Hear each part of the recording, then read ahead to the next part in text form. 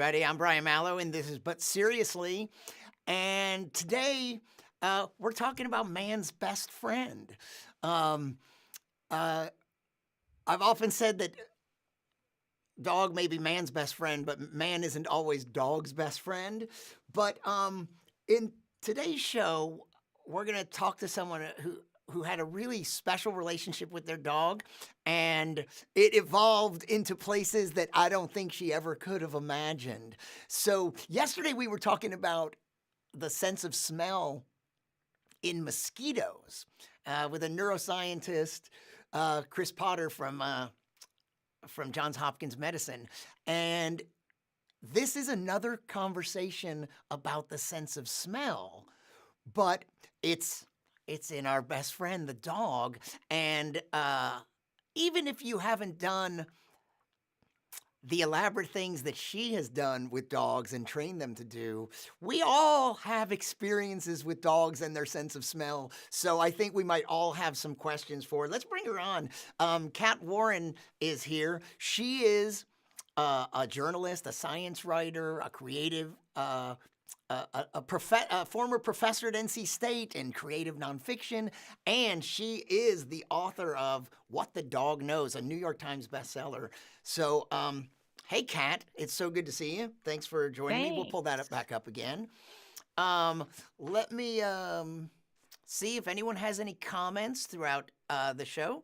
We'll be here to take them, and maybe Kat can answer your questions. So, Kat, this is really cool because you and I have known each other virtually. We've known of each other for quite a while and followed each other on some social media.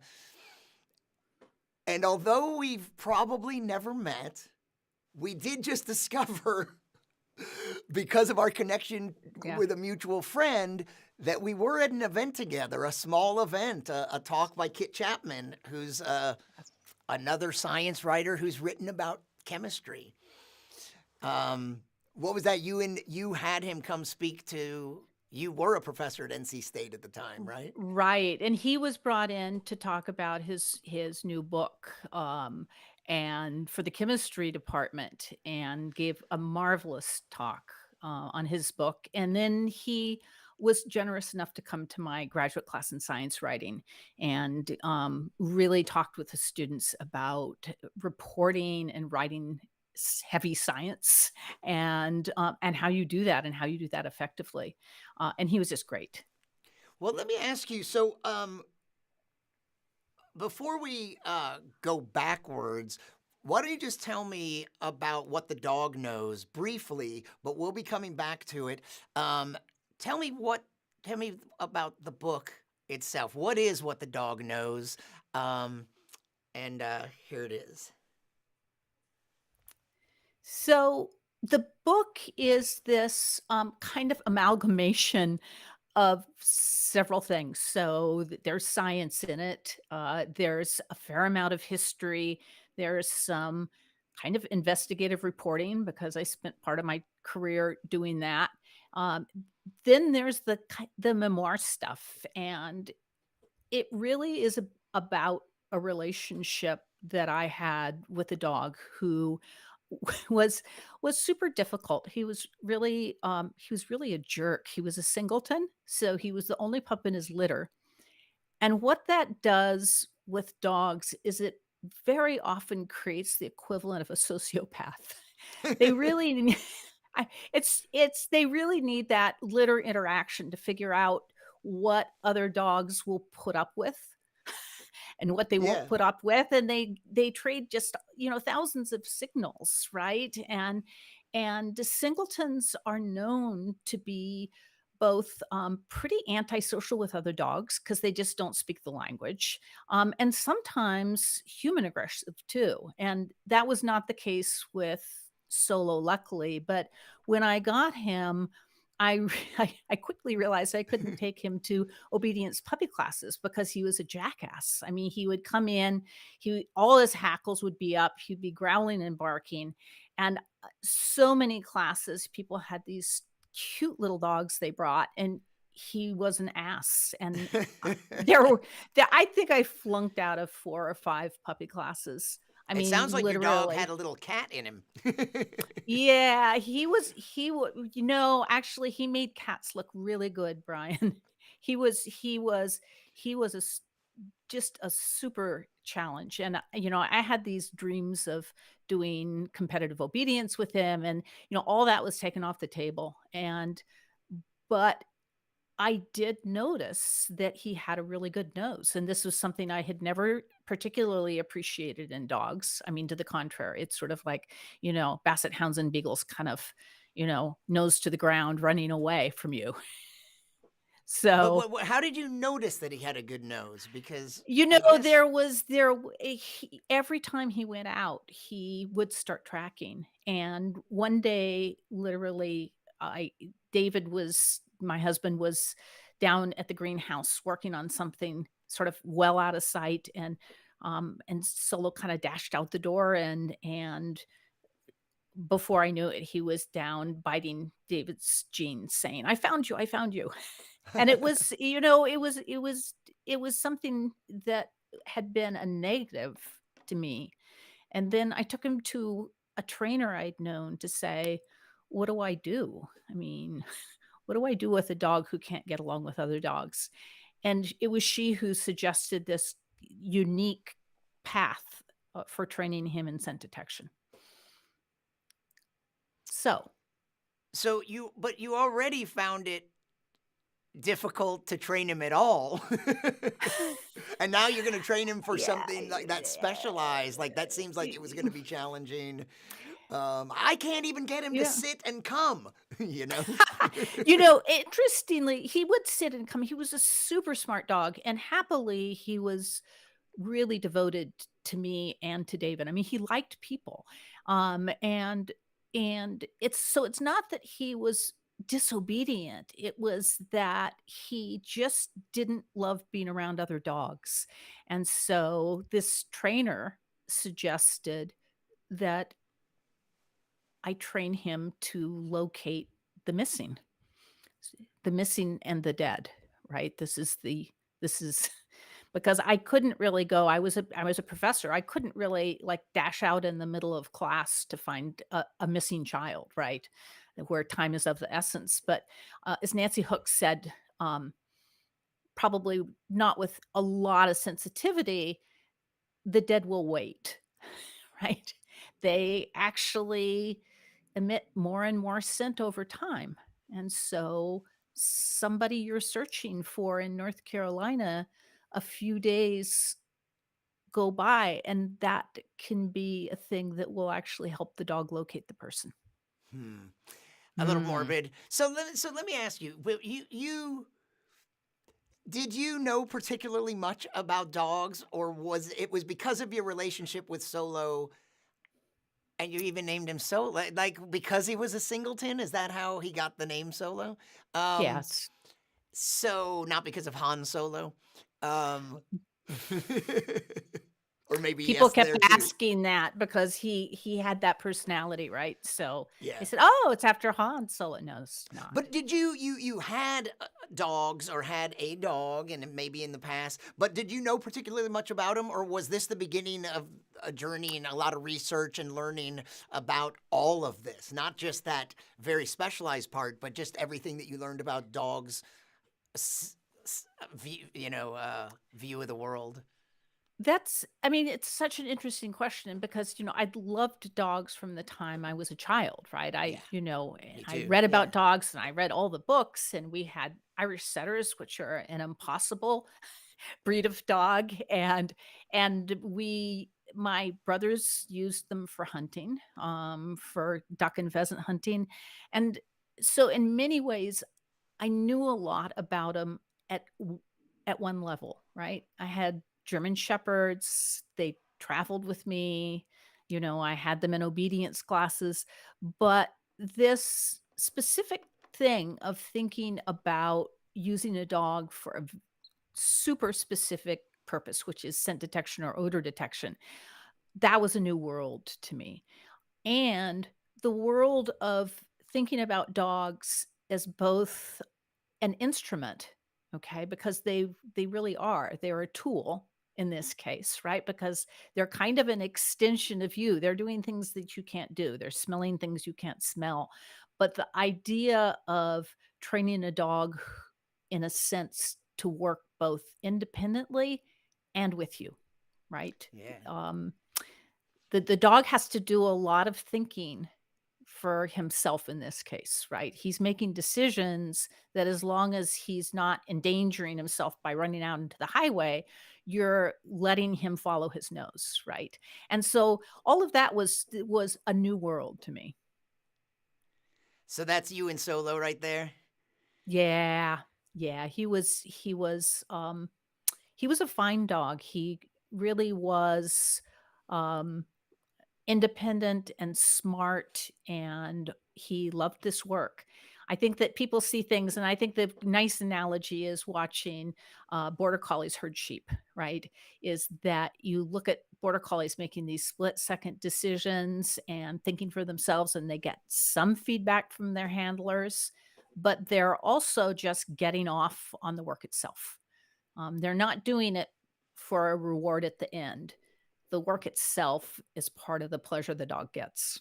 How do we like know that?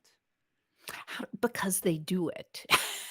Because if they don't enjoy it, they're not gonna do it, and I think that that too is a nice way of thinking about doing stuff with your dog, right? Is that you you cannot force a dog to be good at something through punishment or if it's not their thing, right? Um, and I had dogs that didn't do well, that didn't particularly enjoy this kind of work, and it's like, "You know what, bud? We'll do something else," right?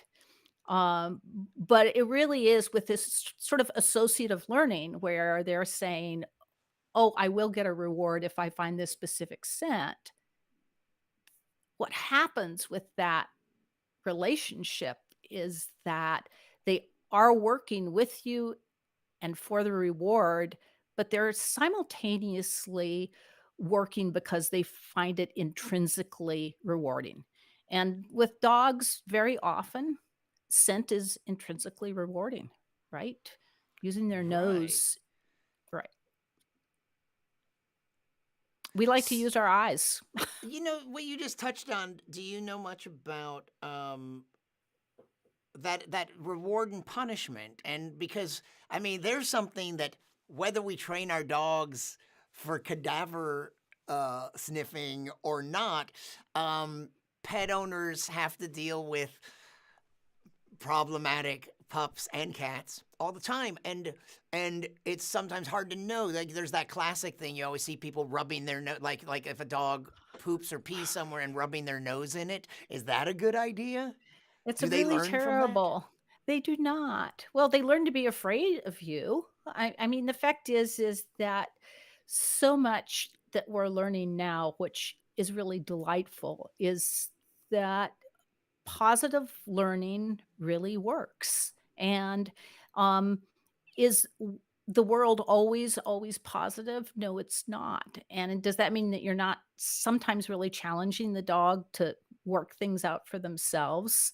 It doesn't mean that either. But what I love is that the training of dogs for these specific tasks is getting there's more and more science showing that positive learning is what works, and it does.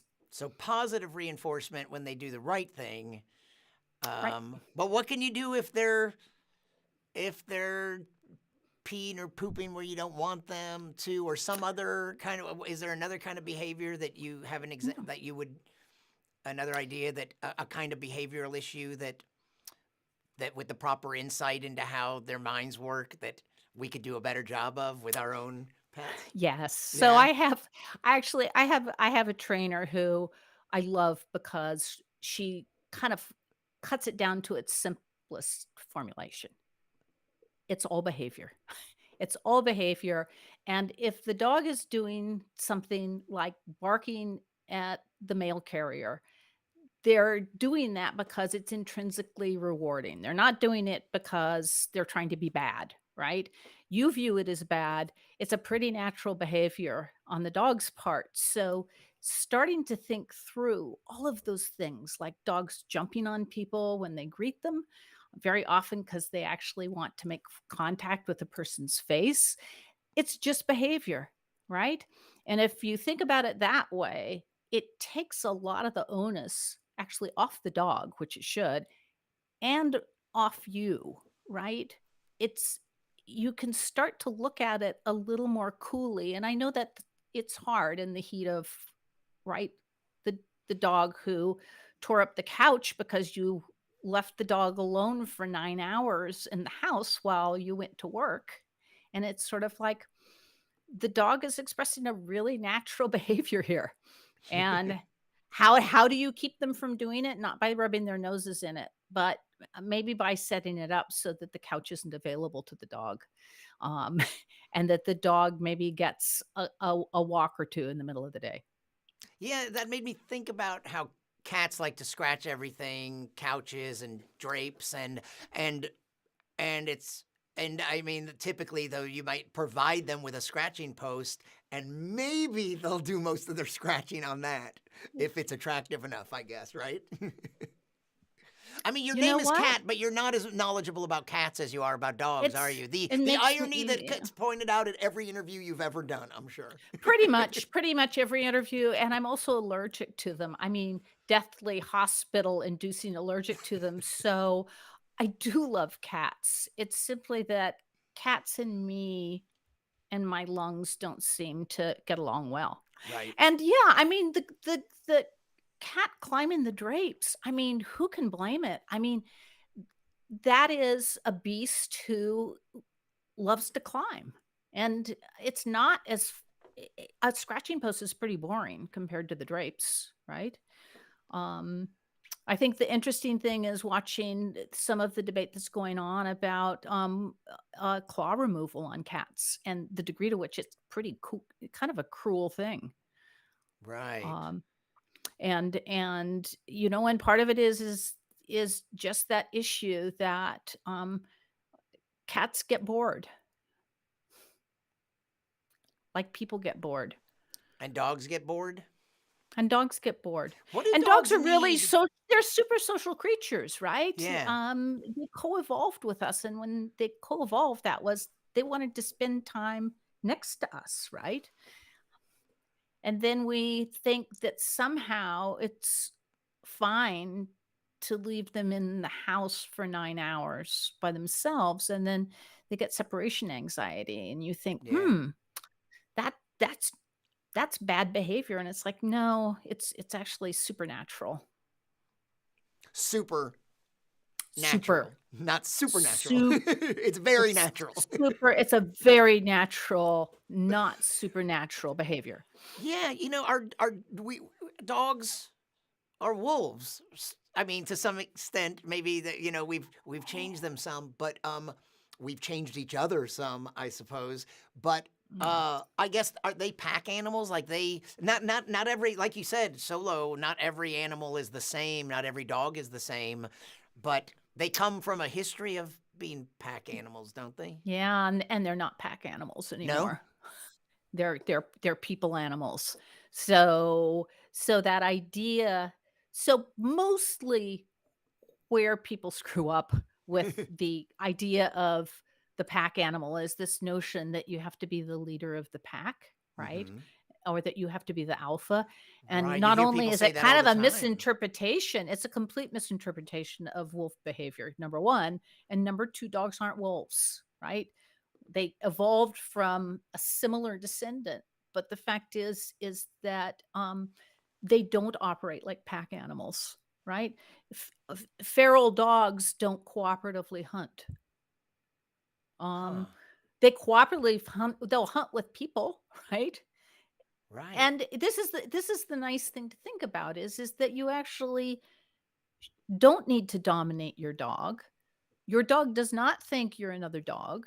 Your dog actually knows you're a person, right? And so that idea of a sort of dog whisperer dominance is not to drop a name is really silly.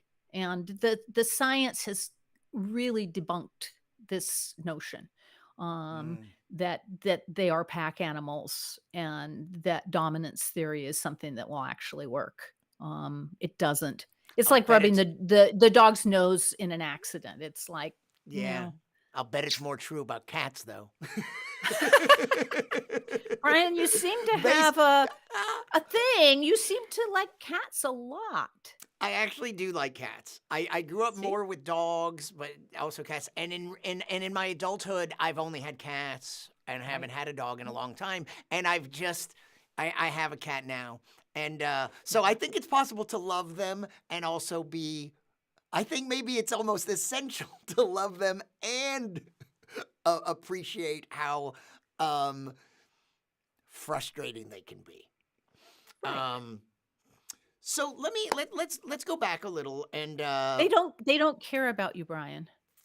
I know. I've heard They about research that says cats do know when you're trying to get their attention. They do know when you're saying their name, but they don't but they don't necessarily respond. And dogs are no. much more responsive when they know you Yeah. want them. Yeah. And we've Yeah. co-evolved. It seems like we've co-evolved with cats for thousands of years as well. So I don't know. Maybe I'll have to find Well, someone to ask you about need that kind of I'll stuff. give you names of several Oh, wonderful cat okay. experts. Yeah. Somebody who just actually wrote a book on how to make your cat happy. And I think that's an important thing to think about. So, Yeah, definitely. So, before let me step back. Um, but then I want to get into the whole idea of cadaver sniffing dogs and training dogs. But let me get a little more about your background first. Um, where are you from? so I grew up in Oregon, Okay. and my father was a fisheries biologist, and we grew up in the country. And so it was sort of, the environment there was sort of wonderful for a Yeah. kid, right? I mean, truly being able to roam, and I had a horse, and we had dogs growing up, and then when I was in graduate school, I got my first German Shepherd. We'd always had hunting dogs. We'd had Labradors and Irish setters, and I and grew up with um, a German short-haired pointer. see, and they're finding that the hunting dogs are doing really well for Yeah. lots of odor detection tasks, as you can imagine. Of course, I grew up in with a German short-haired pointer in suburban Houston. Of Not really. course, of course. We and my parents. My dad was a CPA. We weren't. He wasn't a hunter. Yeah, but this again is just it is to the dog's credit that you put them in these enormously not ideal conditions and they just say, "Hey, if I can be with you, I'm good." Right? Yeah. So, yeah, so I actually became a newspaper reporter for the sort of first chunk of my life, and then So early because on, you kind of knew you wanted to go into writing or journalism. oh yeah, yeah, and I loved being a newspaper reporter, but newspapers really changed, and this was in the '80s, and this was at the moment where it went from being a really good job to a little more USA Today competitive thing where the nature of it started to change. And I decided to go back to school for my PhD. And so I did. What was So I your was PhD in? 35. So it was in communications research. And my dissertation work was in sociology of medicine. And and then I literally, when I was 40, with my PhD, I came to NC State to the English department, which had a little journalism program, a minor, not a major. And I was brought in to do that and to do science writing Yeah. stuff because that had, I'd covered the environment as a reporter and sort of the medical stuff in my PhD research and that was in '95. So I 95. had a long career at NC State, Until until just last this July. past July. Yeah. Why after so long did you step down from being a I professor?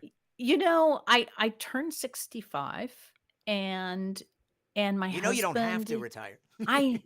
I yeah, I don't have to retire, and a lot of people said, "Why would you retire?" And it's sort of like part of it was just sort of looking at what do I wanna do? How do I wanna spend the next whatever of my life?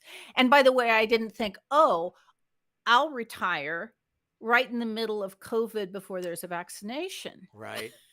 It's really not super timing on my part, but but Or maybe it yeah, I is, so will you don't have to you don't even have to deal with the issue of should you be teaching in person or not. um, That's all taken off the table. A what friend of a mine, mess. right before the pandemic, having been a nurse in hospitals and maybe ICUs and stuff for years and years, she left and became a school nurse right before the pandemic. And Wow. and Wow. she, because of that, in New Jersey, early on in the pandemic, a lot of her friends and former colleagues passed away because of their work, died of COVID. Um, so she was torn. It's like lucky she got out, but so many people she knows didn't. Yeah, And then the yeah, others and were just stressed beyond belief. yeah, Um, yeah, watching it's still not beautiful, but, yeah, yeah, and I wanted to do more writing, and my husband's yeah, 7 years older than I, and I wanted to spend time with him, yeah. and it was sort of like, uh, this seems like a nice mix. So, yeah, Good. I turned 65 and retired. Was What the Dog Knows your first book? It was my first sort of mainstream book. I'd edited academic books, so it it really it sort of grew out of a couple of things. It grew out of the fact that you go through these stages in your career where things get a little bit difficult and a little bit tough, and I was working on stuff at NC State that was a bit unpleasant. Sort of there were right-wing attacks, Hmm. on me and on the programs I was running. I was in women's and gender studies. In a way, solo was a little bit of an escape into the woods, right? That, Right? it's it's not that I ignored my university responsibilities, but it was an enormously healthy way to really get out to places where I could psychologically just, I had to pay attention to the dog. I had to pay attention to his training. I had to pay attention to the environments I was in. Yeah. So it was a kind of beautiful confluence of events, right? And at first, I was just doing the work. Eh, I certified him for cadaver work, which meant that we were capable of being called out on homicide cases or missing persons cases. And we did that. And I was training with the sergeant of the Durham PD canine unit, had invited me to train with them. And he was wonderful and a real mentor. Um, and and so the work itself was so compelling that I was almost superstitious, right? I thought, "Oh my Come god, if I in. start writing about this, Yeah. right, I'm gonna steal the No. soul of this work." Hey, Kat. As I mentioned, so you have to come on in. Um, um, Hi, we have a special guest. Eleanor's here. There's the camera up there. Hi! I brought El- some cake Eleanor Spicer Rice is here on a because broken plate. because now you know that she was on the show just recently, and she also Yes. connected me with Kat. I'm a huge fan of Kat and her book. And What I'm the a Dog huge and I'm a bigger fan of Eleanor. Oh, and she's a bigger fan of you. She's saying you can't Not hear her. She's possible. in my ear. not And possible. the reason Eleanor's here is one of the things that we've bonded over many things over the We years. have. And one is we're both pretty big fans of Elton John. We like Elton John very much. And his birthday is today. He's He's 75 years 75 old. years old today. Now, in some ways, Eleanor might be a bigger fan in some ways because you do this every year. You really do. We really do celebrate his birthday with a cake. So, how many people buy cakes That for is Elton wonderful. John's birthday? This is true. And how many red velvet What did you say? cakes does Elton She's- John get?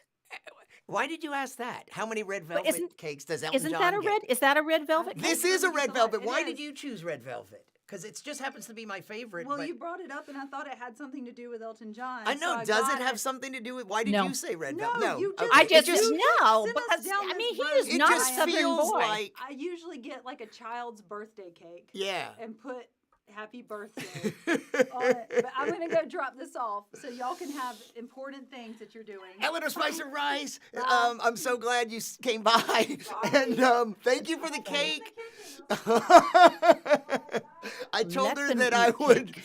I told her that I would, and that's Kim, who's probably just next door, right back there. Bye, thank you. And Kim and I Happy are Elton- Facebook friends. This is perfect. And Regina says hello. So I thought, just like I said, that I don't think this needs to be so formal, and it doesn't matter if a dog or a cat came into the scene, Or an Eleanor. entomologist. Eleanor. an Eleanor entomologist, Dr. Eleanor. So now I know I have cake to look forward to.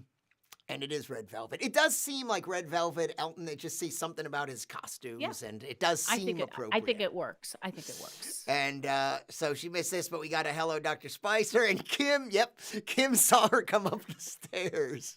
Were That's a you little watching scary. already? Like, That's because great. I heard her, she opened the door. I told her I would leave the door unlocked if she was resistant to the idea of coming during the show, but it fit her schedule better, I think.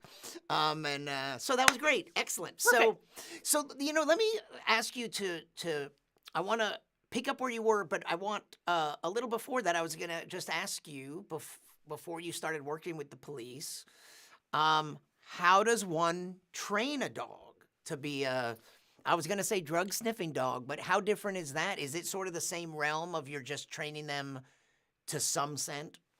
Right. So yes and no, of course. Right.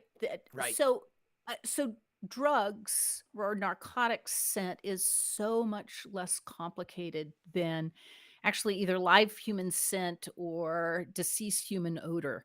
And one of the things that we do know, even though there's a whole lot of stuff that we don't know, is that there are at least 480 different volatile organic compounds associated with human death and human decomposition, which is a huge number.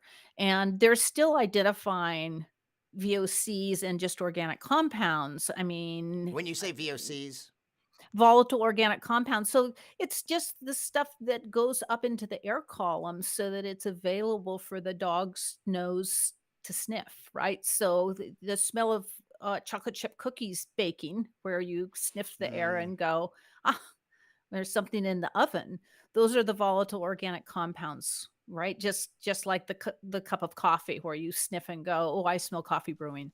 I like the So sound of those volatile compounds I do too. filling the air compared to the smell of death. So Yeah. the smell of death, you said 400 and So 480 different volatile organic compounds. And so the challenge with this is that we still don't know what it is that the dog's nose is recognizing. Chemists have worked on something like cocaine, right? And what the volatiles are from cocaine, and by nudging stuff, they actually know exactly what it is that the dog is reacting to, because cocaine is relatively simple compared to human decomposition. I mean, Arpad Vass, who is a forensic scientist, I think he said it best when he said that people really are a big pile of pollution. yeah. This is right. So there are these things that we ingest during our lifetimes too that also end up expressing themselves once we're dead. And one of the things that people are thinking is that some of those chemical sort of after effects are the things that make us different than, say, a dead deer, right? Okay. So But that also means that every human wouldn't be the same. That's Yeah, true. It's true. And I think that there needs to be more research on that. But since yeah, we still haven't done some of the basic research that needs to be done just on all the things we have in common, right? It's like there's so many different interesting questions. yeah. And I will say that anecdotally that there are some handlers who, hey Kim, who say that their dogs give different kinds of alerts if it is a meth addict deceased human they find. Huh. And it's sort of like, well, I mean, so that's interesting. It's interesting, purely anecdotal. I think about how you would do a controlled study on that, and I think that's maybe not our top priority. Right. Um, If you're looking for a body, you're looking for a right. body. And, But so how and do then you the go second about? thing Yeah, is, yeah, go yeah. ahead, Brian. No, no, go ahead. What was the second thing?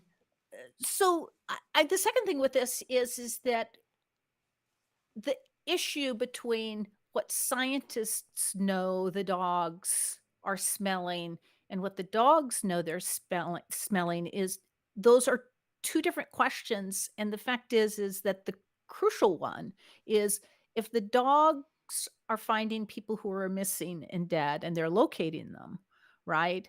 The secondary question of what is it they're locating is an interesting scientific question, mostly because we could then think about creating pseudosense for training.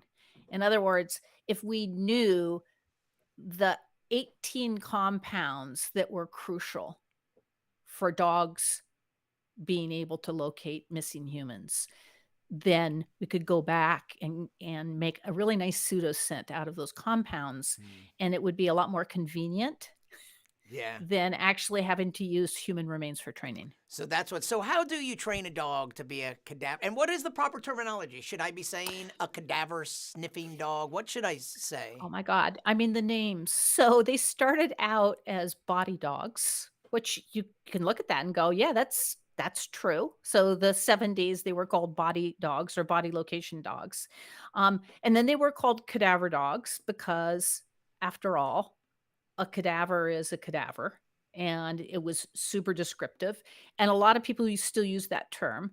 And then people increasingly have been calling them HRD dogs or human remains detection dogs because it's a little um it sounds a little better perhaps than cadaver dogs. Mm-hmm. And then the FBI started using the term victim recovery, VC dogs, VR dogs, and sort of like that's getting so far away from Yeah. right.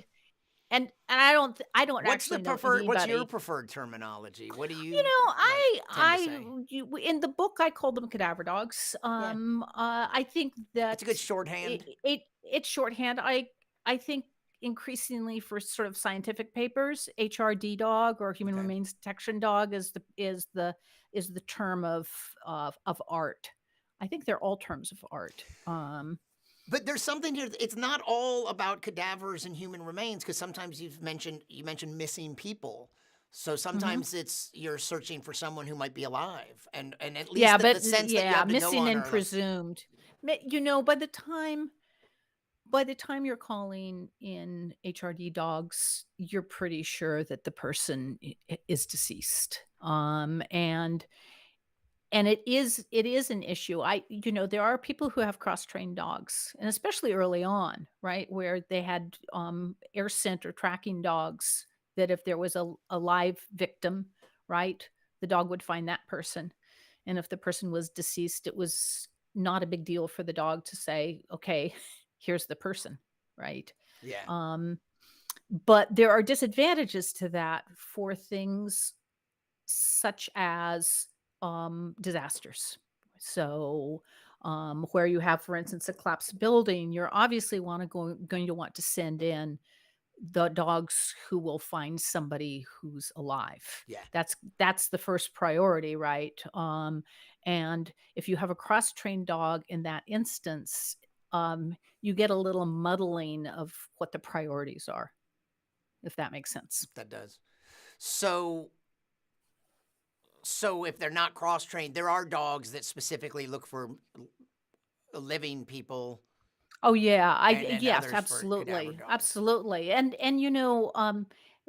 there's different kinds, right? They're tracking or trailing dogs. There's dogs that are called air scent dogs. So those are the dogs who might go into a collapsed building scenario, and what they're sniffing for is the scent of any living human in Hmm. that area, as opposed to a tracking or trailing dog where you're actually saying, I want you to find this specific person. I'm going to give you a Right. handkerchief they blew their Right. nose into, and I want you to follow that scent. Let me ask you something kind of historical. I mean, humans have used dogs to help them hunt, to help them find things, and like that idea of like, here, smell this and find it. It feels like that's such an old idea that it precedes any kind of formal training. It just seems like, hey, dogs are just good. Like, it seems like it was a natural thing that dogs already do even before Yep. we trained them to do it. Yep. And that's absolutely true, Brian. And it's sort of it's actually the joy of the work. And I truly mean joy, despite the sometimes tragic sort of issues that surround somebody who's deceased, is that dogs like to hunt, right? Dogs like to follow scent. Um, so for thousands of years, they have to have been used. We know they've been used for hunting, right? For helping track game, or specifically tracking wounded game, which is a Mm, huge issue, right? That once the arrow goes into the side of the deer, that deer is going to disappear, and having a dog that can follow that trail is really important. um so yeah, it's also the great thing about thinking about dogs noses, right, is that they have so many different purposes. And I think that recently we've found that there are these brilliant purposes that we would never have thought of in earlier iterations, right? But COVID detection dogs, oh, cancer yeah? detection dogs, or dogs that are able to be service dogs and alert their person to diabetic highs or diabetic lows, right? And they're all doing that through scent, but they're also, the multi-purpose part is that they're not just using their noses, they're then translating that and telling their handler, right? Yeah. So it's sort of signal in, nose detects, then the important third step is signaling the owner, right? I I found this bomb, or Yeah. you better go get a glass of orange juice. Yeah. So tell me about, like, what are some of the challenges or something that's interesting about the training process? Like maybe in the way of, like, I'm thinking of things like a natural tendency of dogs that you have to overcome or that you're taking advantage of. I guess it could be either. Something interesting just about the training process, about how you're working with or trying to override their natural tendencies. What about that There training I process? there's I mean, I think that there's so much interesting stuff with that. First of all, there are certain dogs and they can be very good, but if you think about human remains, um, one of the reasons dogs are so good at finding human remains is that evolutionarily they're finding a food source, right? So Right? So what you're doing is, what you're doing with the associative stuff, right? Is that with some dogs, you actually give them a food reward. It's sort of like, you wait, you tell me that you found something, and I'll give you a treat that's really good, right? Yeah. Some dogs react more positively to, I'll give you a tug toy, right? But what you're Mm-hmm. doing is that particular object is sort of, you're transferring their desire for that object onto the Mm-hmm. toy, or something else. So, those challenges are huge. And then I think, Brian, the biggest challenge, back to dogs and cats briefly here, is that Dogs are so good at reading our behavior. So in training, one of the major things to overcome is the handler's tendency to unconsciously signal the dog about there being something there. A problem in training, also a problem if you have expectations on an actual search, right?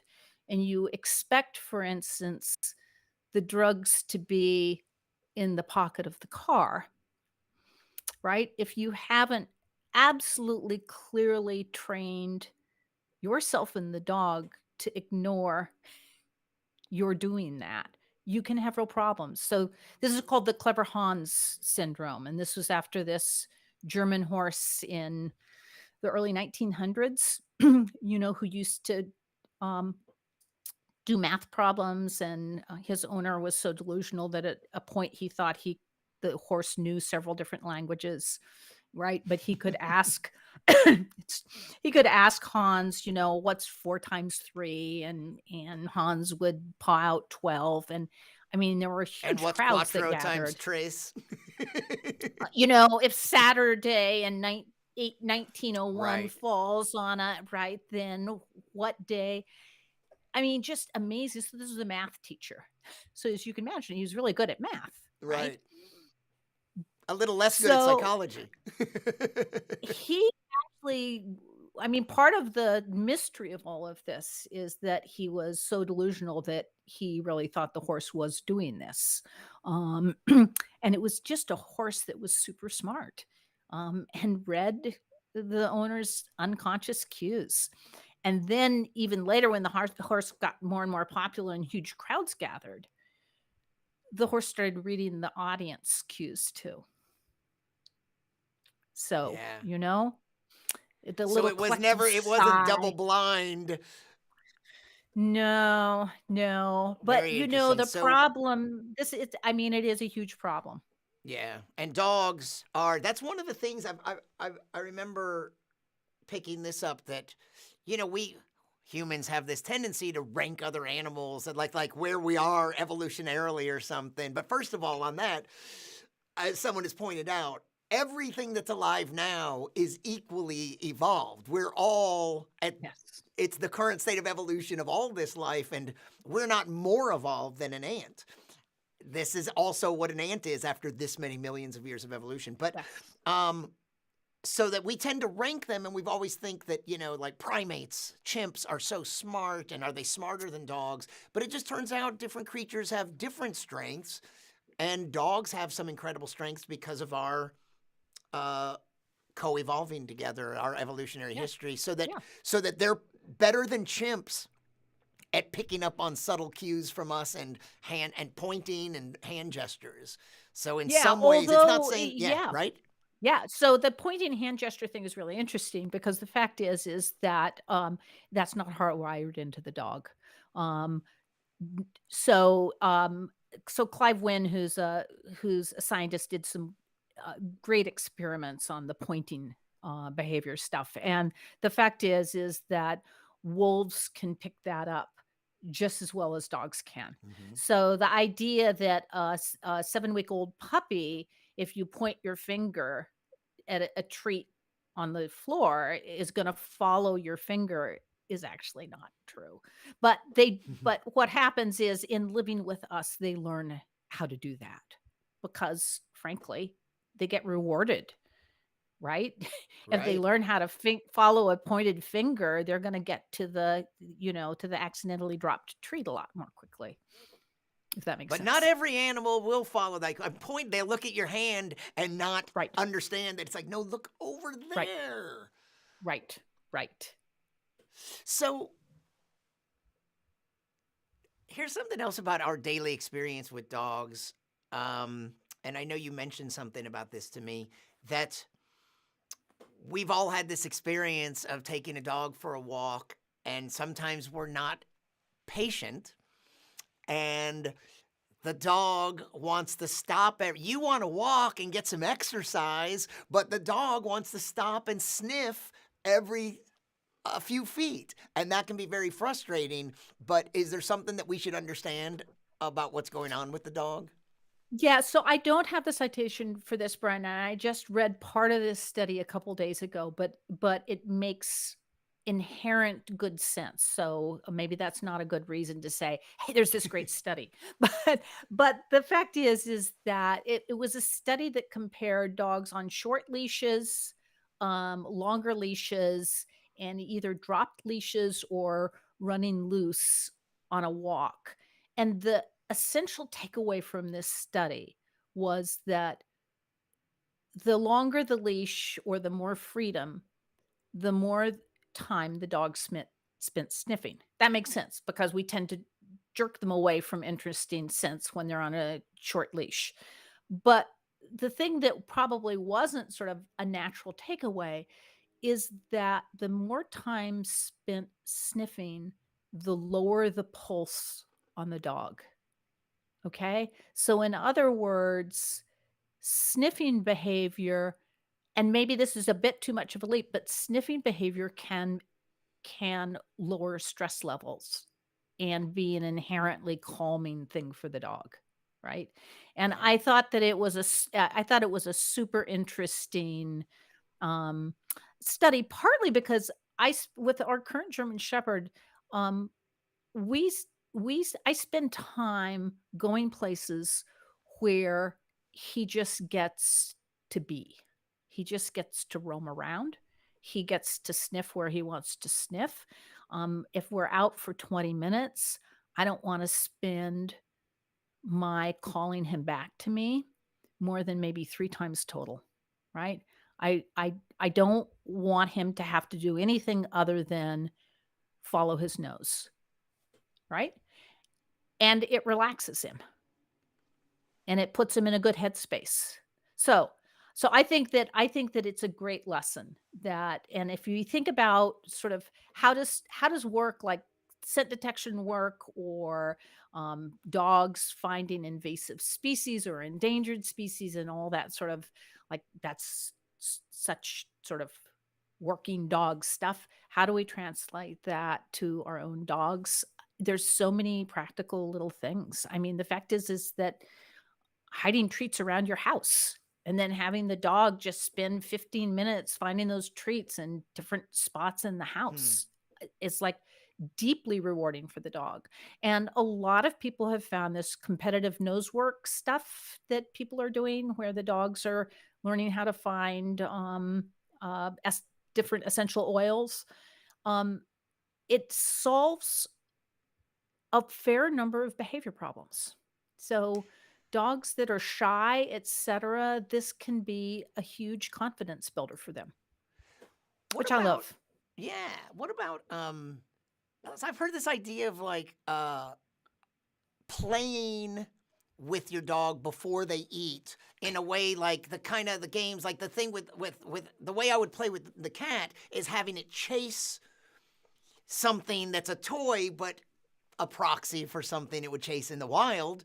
um and it's like, is there something to that? Is there a reason why we should or shouldn't do that? Like, have the, like, what would you do with a dog, and then have that followed by it eating? Is that like a, Yeah, I mean, you don't want it to kill a squirrel, probably. Um, Although, there's quite a squirrels. few squirrels around, more There's a squirrels lot of around my house squirrels than there need to around. There's be. a lot of I like squirrels, but look at but the inherent prey drive, right? And hunting behavior is a deeply rewarding behavior for dogs, for cats. I mean, being able to chase and kill your food. And for some dogs, we've bred it out of them, right? They don't have much of that prey drive left in them, right? For other dogs, like certain hunting dogs, right? We have kept that prey drive, but we've taken the kind of killing drive out of it. So they've got the chase part, but then they're told to do something else rather than grab the prey, right?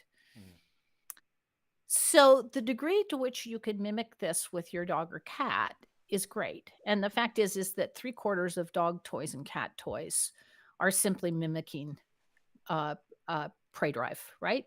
Yeah. Squeaky toys with fuzzy, cute animals, right? That the dog is shaking. Um, it's fulfilling something pretty basic. The dog is killing that critter by shaking it by the neck, and it's screaming as it dies, right? Yeah. And so when we're out on the taking your dog for a walk and all the smells, like I've always had this idea they stop at a and they smell something. I always feel like there's a bush. They all like one of my neighbor's dogs, like Karen across the street, and walking along, and it'll always stop at this one bush, which I feel like that bush is like a message board. It wants to go by that bush, and it wants to check to see if there's any messages for her, and then she leaves a little message herself. I say that kind of fancifully, but am I connecting with anything real there?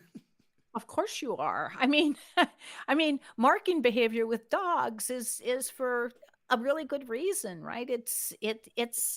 Another thing. They've got these uh, really great Jacobson's organs where they're scenting pheromones and everything else, and the ability to, as you say, sort of read the daily news when they're out on their neighborhood walk is huge, and it is that thing, it is so tempting when you take the dog for a walk to think that you're giving it exercise and you're keeping it moving and you're kind of on your phone walking the dog and pulling it Mhm. away from all this stuff. And um, thinking about how little choice dogs have these days in their lives with us, um, I do love the notion of giving a dog a little more freedom on those kinds of walks whenever you can.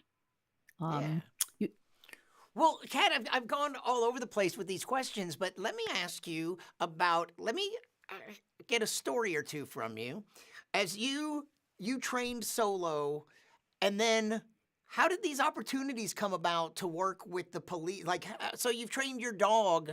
Um, how does that result in you working with the police and others uh, to find things, Right. people? So it's that combination of connections with law enforcement, right? Hmm. Where they've seen you train, or frankly, word of mouth.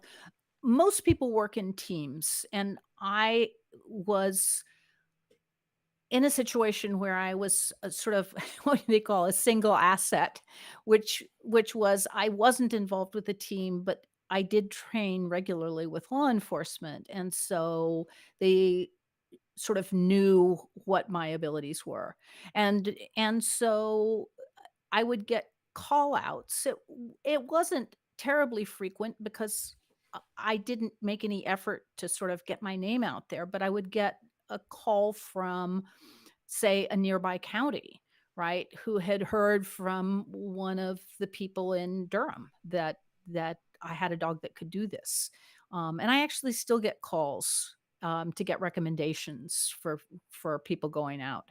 But they would basically, you know, they might call at 3 in the afternoon and say, "Look, we've got somebody who's disappeared. We are pretty clear their phone has stopped pinging.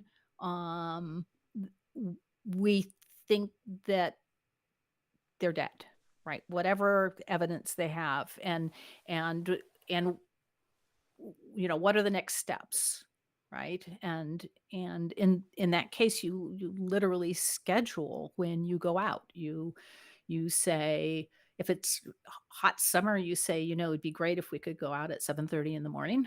Um, and and because dogs pant and get really hot, and when they do that, they're not going to be very effective with scent detection. Um, and so it was always, I have to say, a kind of heart pounding thing to try to get ready for something like that, to when you could recommend other people who were good at this and their dogs, right? Because this was a case, the more dogs the merrier, because it's really difficult, um depending on just one dog, right? Yeah. And in cases like clandestine burials, it's enormously difficult uh, because it's really difficult for dogs to pinpoint burials. But it's a really helpful and kind of unique tool, right?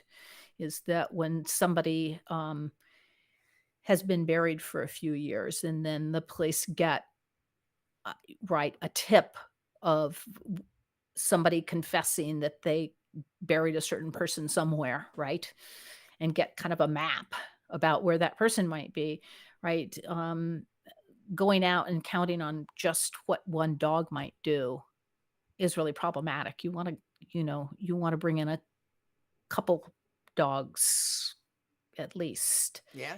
and dogs with experience in this, right? Because burials are really hard.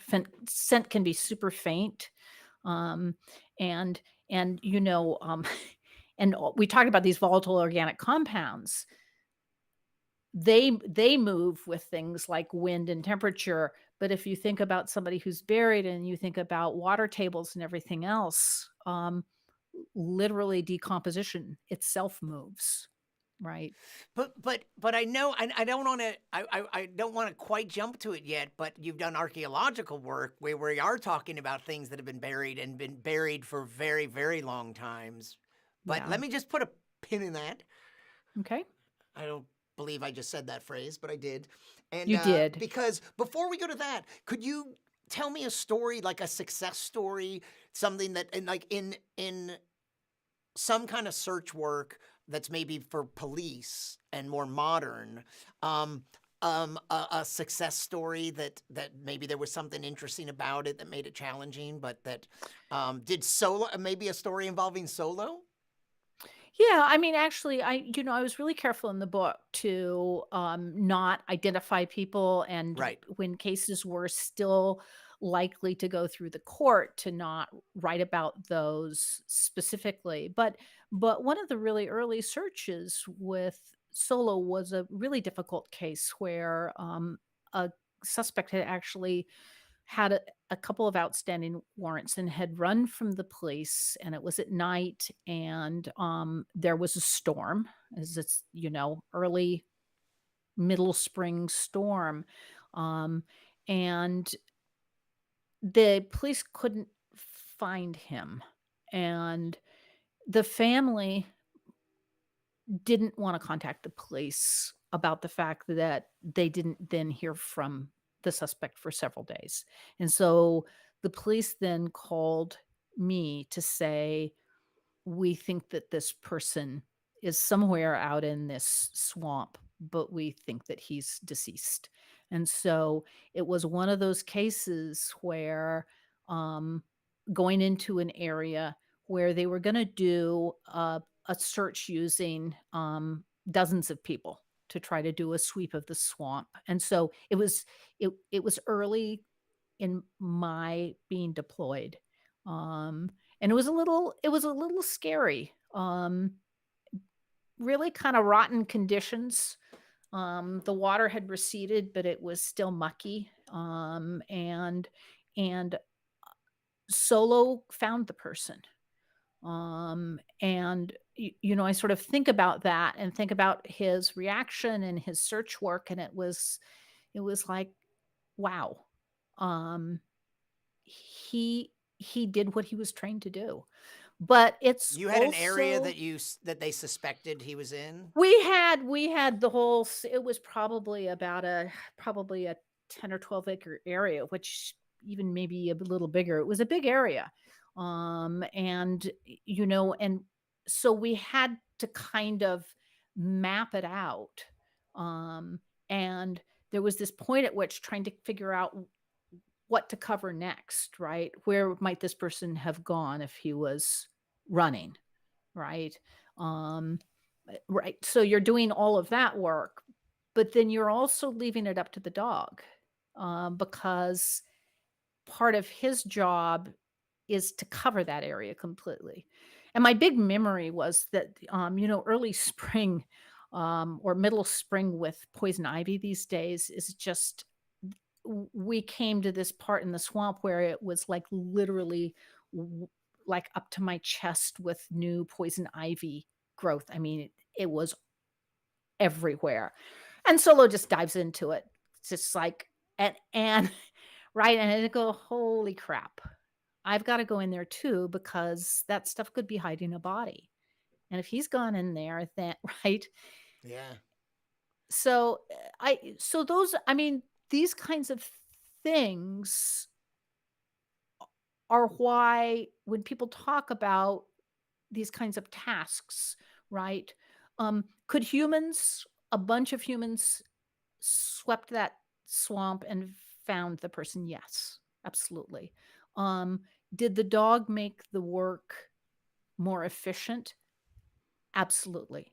And then in the case of things like clandestine burials, um, I- right, they're they are just the bête noire uh, of law enforcement. So difficult to find, and dogs in that case become, again, like in water cases, really, really important.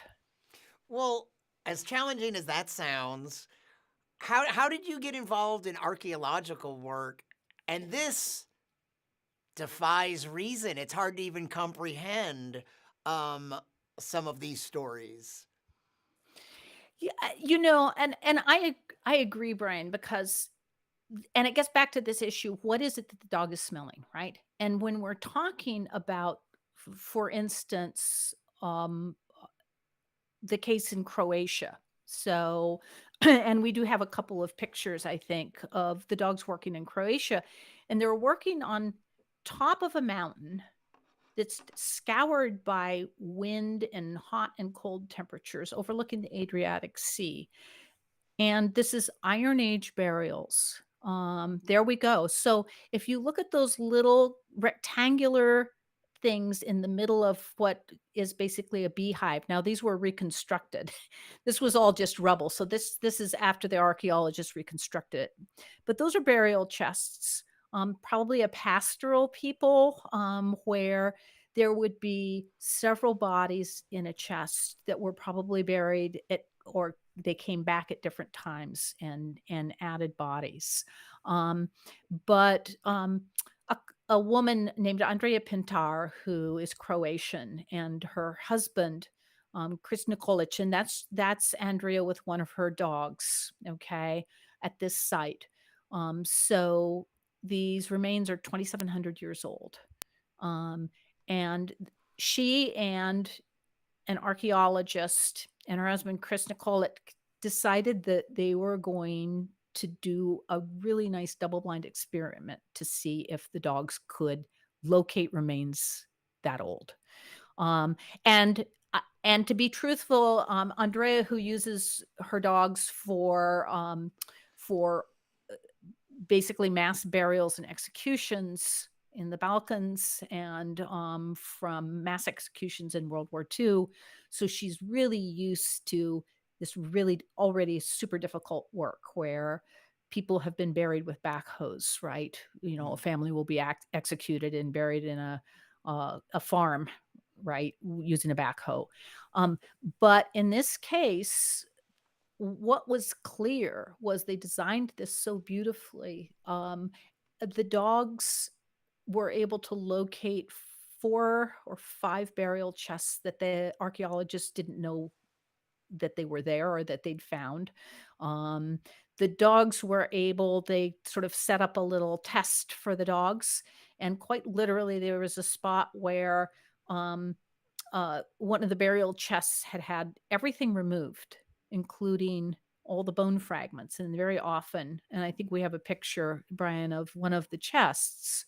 Oh, is that Um, this last one? that one. So yes. So this is a burial chest with 4 infants in it. And um, the fact is that if you think about all that dirt and the bone fragment being removed and the dogs still alerting on essentially the stone. And so what it probably is, a theory, we can't know for sure, is that Because how old are these remains? so 2,700 years old. So at 800 BC, And this is after it's been uncovered in this shot, right? It was and everything exactly, and everything removed. Okay, so okay. this So so there many was of no these were sign of grave this. rob. Yeah. Right, exactly, So exactly. 2,700 years. Years, 2,700 years. I mean, it's hard to wrap my mind around that. I would have thought in 2,700 years it's rained a few times. There's A been few all sorts times, of just weather. a few 2,700 times. years. What could be left? And from beneath the ground and through the stone and through the ages of 22,000 years. Well, these stones have cracks in them. The fact is that if we think about what happens to the human body when it decomposes, a lot of it is liquid that kind of just seeps down into the cracks. And then, if you think about something where um, it kind of gets fresh up, rain will actually sort of freshen a scent, right? We know that. One of the favorite words I have from Eleanor is petrichor, which is what Right. happens which is what happens to the earth after a rain, right? When it hasn't rained for a while.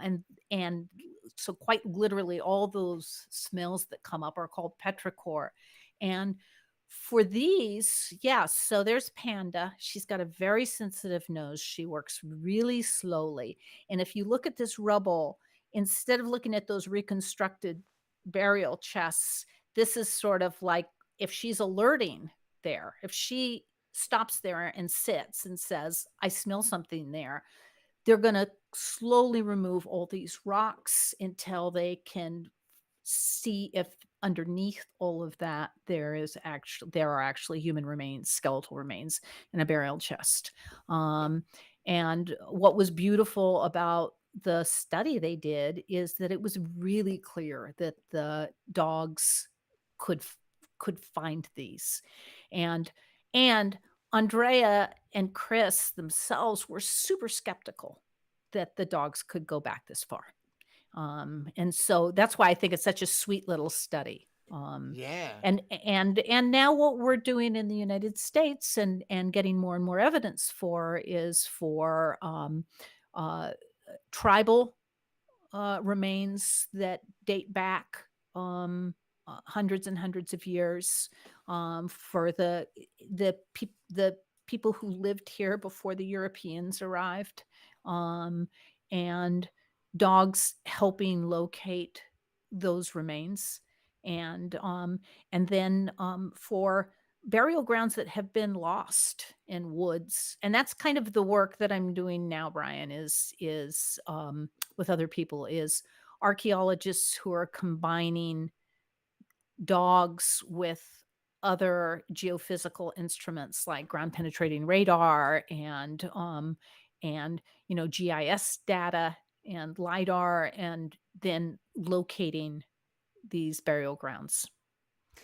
That's an interesting question. I know that you see this using dogs this way is one additional tool in addition to these standard tools. But that idea of like ground penetrating radar, I always thought that, is there a reason why paleontologists as well as archaeologists haven't?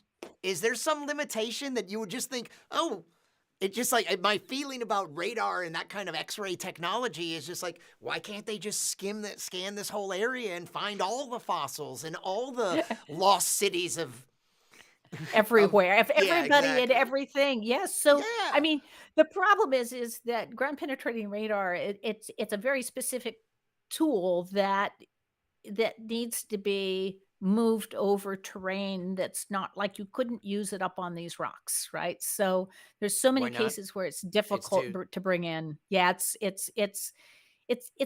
like a big machine that looks like, one of those waxing machines in high school um, hallways where they're bringing them in and oh, cleaning okay. something at right. So the ground penetrating It's like radar, trying to drive it like is it called a Zambini? Is that what the thing is on a exactly a hockey? Zamboni and A Zamboni. Zamboni and Yes, trying to bring that yes, to a it's the field same site. thing. Yeah. And there are other things like gradiometry. There are other sort of magnetic systems that you can use to visualize. But the combination of taking the historical evidence we can find, right, using census data and family records and even oral histories, um, combined with a kind of field survey, right? So that's where with archaeology, if you're looking for a burial ground in the United States, there can be typical signs.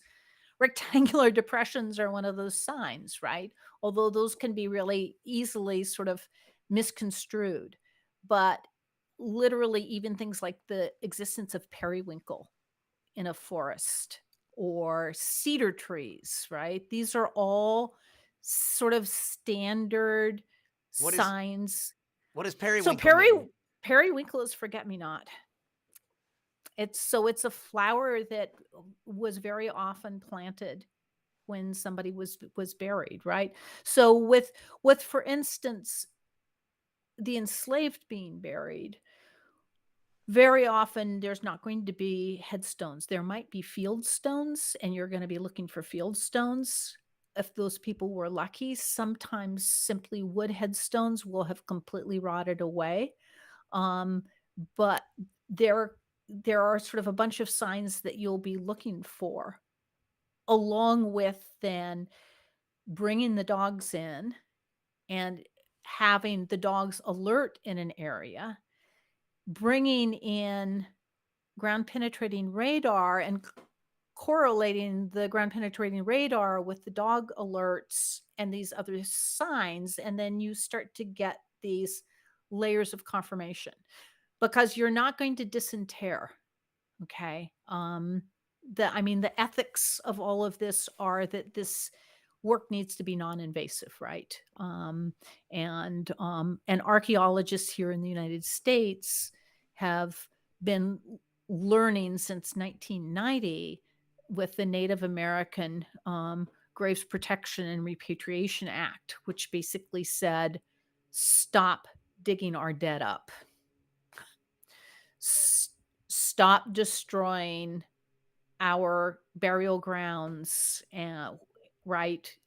So taking the lessons that have started to be learned from that, because that act passed in 1990, and saying, as we've become more and more interested in trying to find African American burial sites, um, how do you work with the community properly? How do you sort of bring in the science and the non-invasive techniques? Um, what are the ethics of finding descendants and then collaborating with them about how they might want to memorialize a site like this, right? Mm. And I mean, this is just happening every day. Yeah. Every other Yeah, day. yeah. Jill Yeah, yeah. Lepore wrote a Well, wonderful piece in the New Yorker, and I think that her quote is so good. And she basically said, underneath America lies an apartheid of the departed. And I think that way of expressing what happens to African American cemeteries and burial grounds and is just such an important question to ask. So you asked why I got interested in it, and that's part of it. why? Tell me. Can you elaborate on that? What's your personal So motivation the for I, because we'll have to wrap up pretty soon. But I do want we to ask you do a couple things about. I kind of want to ask you about the how big a community is it? Is there an organization you're part of? Is there a community? Is there a need for more? Like, should people consider training their dogs for this? Is there a use for them? But tell me about you. So, like, those are some questions I'd like to touch on. But also, just what drives you at this point? Like, you got into it sort of accidentally, I and did. then what's driven you to these pursuits, to working with the police, to working with archaeologists, and what you just said. What is your motivation? So so the motivation at first, Brian, was finding something meaningful and interesting to do with the dog, right? The motivation was actually working with dogs is really rewarding, right? The motivation has shifted, right? The longer you do this, I'm not going to say in a kind of Pollyanna way, this is right. This is to provide closure for families, et cetera, because that is the case, right? That's always there. I think that with the historic human remains work, I think that part of it is that there is this history that we in the United States need to take seriously, and we need to have history for peoples who don't have a history, right? For instance, I'm working with a project in Western North Carolina with the railroad there that was built after emancipation, but where basically African American men and a few women were simply thrown in prison and then leased out, or the state took them to do things like build a railroad in Western North Carolina, blasting through mountains, just horrendous forced labor, right? Where bunches of people died, and working to both find the history of who did it and what became of them, and trying to locate where they died is a kind of restorative justice project, right? Um, and that's part of why I think it's valuable. Um, Even though it's in the past, it's a past that we still haven't come to terms with, obviously, in this country, since we're still arguing about critical race theory. Mhm. So does that make sense? And in a way, um, how do you insert yourself into these kinds of problems? How do you contribute? And for me, I mean, selfishly, you know, the dogs, the archaeology, the history, all of it is inherently interesting to me, right? And then there's the fact that it makes a difference that places like this get recognized. That the Tallahassee Golf Country Club golf course had a bunch of graves of the enslaved, and that Tallahassee has started coming to terms with that and finding a way to memorialize the people who were buried there. Yeah. That was long, wasn't it? Well, no, and that's fine.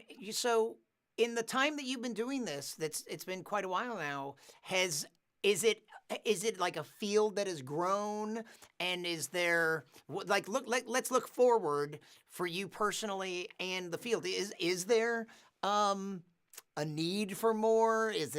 Are there more dogs than are needed, or is there a community? Is there a professional organization you're a member of that Yeah. trains? Uh, Yeah. No, there's no professional. I mean, it really is at this point a little haphazard. I think that what's not haphazard, Brian, is the groups that have come together around these issues. Is there a specific need for more human remains detection dogs for this kind of work who are super well trained and their humans are super well trained? Yeah, I think there is actually.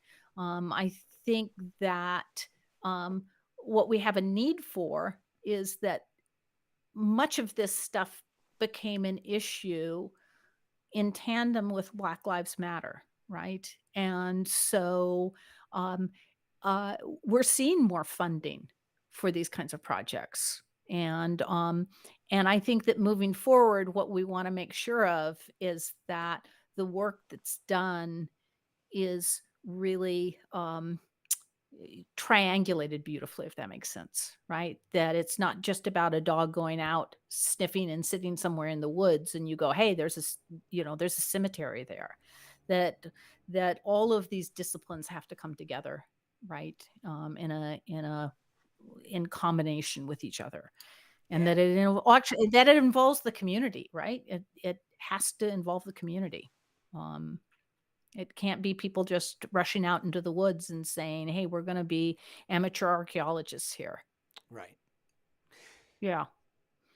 Well, that's wonderful. And I was about to wrap up, but then I remembered that we had talked a little bit about myths that people have about dogs and their noses. And I think a week or so ago you mentioned, so let me ask you, I've heard figures like a dog's nose is 1,000,000 times more sensitive than a human's.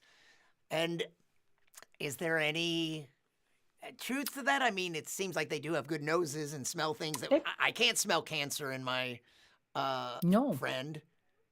No, no, well, maybe you could, Maybe I Brian, could. if you trained your nose a little better. Remember that doctors in the 19th and 18th century had smells associated with diseases, and there were specific smells that had a disease associated with it, Mm. and there are lists that are brilliant. So Or yeah, dogs' tasting urine noses as for a sweetness that's associated with with diabetes. diabetes, absolutely, absolutely. So But that scent is so subtle, it seems like. But is a dog's nose 1,000,000 times more no. sensitive than a human's?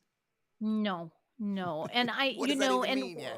what does it even mean? And, and I saw somebody did an article yesterday where they said they're 10,000 to 100,000 times more sensitive, and I was like, we're making this stuff up. Now, it's really true that dogs' noses are brilliantly designed a little better so that, for instance, they can exhale at the same time they're inhaling, which we can't do, and that they just have a whole lot more turbinate, right? That have sensors that are able to process over their longer noses, and and what it all means is they've got pretty effective noses. But grizzly bears probably have better noses. Hmm. And we know that pigs have really great noses, right? The truffle hunting pigs of France are really well known for that. And so part of it just gets down to the fact that dogs are so much more pleasant to work with than grizzly bears, um, and probably than pigs for the most part, although I know that, pot-bellied pigs are pretty cute. So in a way, it's this idea that the dogs really they're a biosensor, right? This is the term. This is the term for them.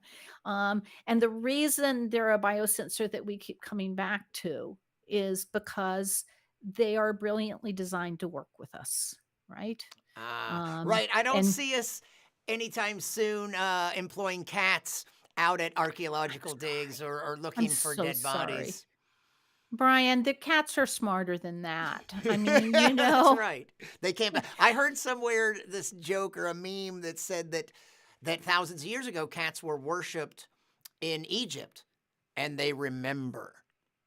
exactly, as they should remember, right? They No, definitely act that dogs way. dogs are suckers. What can we say? But suckers, but they're good. We We love we don't them. have to think of them as suckers. They have good hearts. But They are Kat, thank they you are so seriously. yeah. But Kat, so people can find you. What I have under your name there is your Twitter handle. That's Yeah. cat_Warren. Um, and you have catwarren.com is your website. .com. Yeah. Right, right, right, right. I've got Um, dog stories on there. yeah. So, do you have another book in you coming? Ultimately, Yeah, so archaeology and dogs, but yeah, I'm working on a mystery novel. So fiction, it's a a fiction novel. project. Yeah, except Are there God, it any? takes Is almost there a? as much research. Is There there a is a dog? dog. There There's a is a dog. dog. Of course there's a dog. Yeah. A very Excellent. bad dog that's a good dog, Yeah. ultimately. Yeah. Well, thank you so much. I want to thank people for watching and some comments we got. This comment I got, you'll have to just understand it's from a friend and it's actually a joke because My YouTube videos have sometimes gotten, anonymous, terrible comments, and it's really funny when they say Ah, something like, and their spelling is that good. So he was just sort of yes. Yeah. mocking. Yeah, So thank you, that Mike. was not "yo suck," it Yeah, was "you exactly. suck." Yeah, Yeah. exactly. But it kind of takes the sting away from someone's insult when they can't spell, you Yes, it know. does. It does. It So makes us this has feel been better. great. Thank you for all that. And let's wrap up. Don't go away. I'll be back in just a second.